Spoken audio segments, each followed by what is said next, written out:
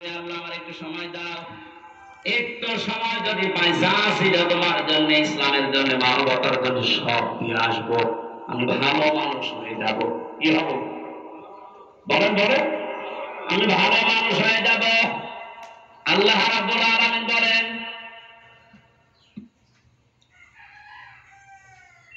আলা ইউআখিরুল্লাহু নাফসান ইযা জাআ আজালুহা আল্লাহু খাবীরুম বিমা তা'মালুন। এই আয়াতটা আমি বাস্তবে মিলিয়েছিলাম রিমান্ডে থাকাকালীন।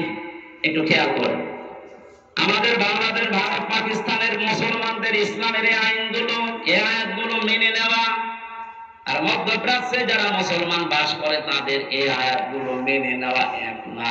ওরা কোরআনের এই আয়াতটাই অন্যভাবে মানতেছে, আমরা যেভাবে মানি, বিশ্বাস করি এইভাবে না।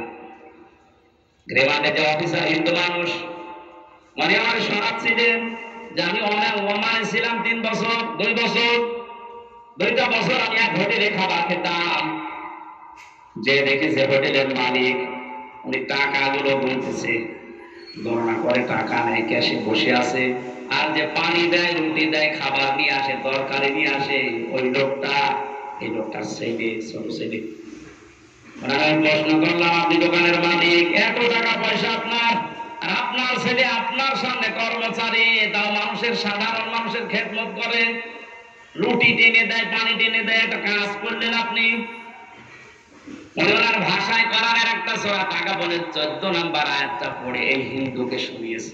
হিন্দু দেখলাম অনেক আয়াত মুখস্থ আছে, মানে বছর আমার শোনালে সূরা তাগাবুনের 14 নম্বর আয়াত, ইয়া আইয়ুহাল্লাযীনা আমানু ইন্না মিন আজওয়াজিকুম ওয়া আওলাদিকুম আদুওয়াল লাকুম ফাহদারুহুম ইলা আখির আয়াত। আমি পুরোটা পড়েছিল। হে ঈমানদারেরা, তোমাদের স্ত্রী, সন্তান, এগুলো দুনিয়ায় মাঝে মাঝে তোমাদের শত্রু হয়ে দেখা দেবে, তাদের সাথে সতর্ক থাকো। দোকানদার আমাকে আমার ভাষা দিয়ে বলছিল, ভাই আপনি কি জাতিতে আমি জানি না, তবে আমার এই সন্তানের প্রতি আমার 4টা দায়িত্ব ছিল, 4টাই আমি পালন করেছি। কোরআনে কারিম আমাকে বারবার এই আদেশ দেয় যে সন্তান দুনিয়াতে আসার পরে তার একটা সুন্দর অর্থবোধক নাম রাখো, আমি বাবা হিসাবে রেখেছি। 2 নম্বরে তাকে দ্বীনের শিক্ষা দাও, যতটুকু পড়লে ইসলাম মানা যায় আমি দিয়েছি।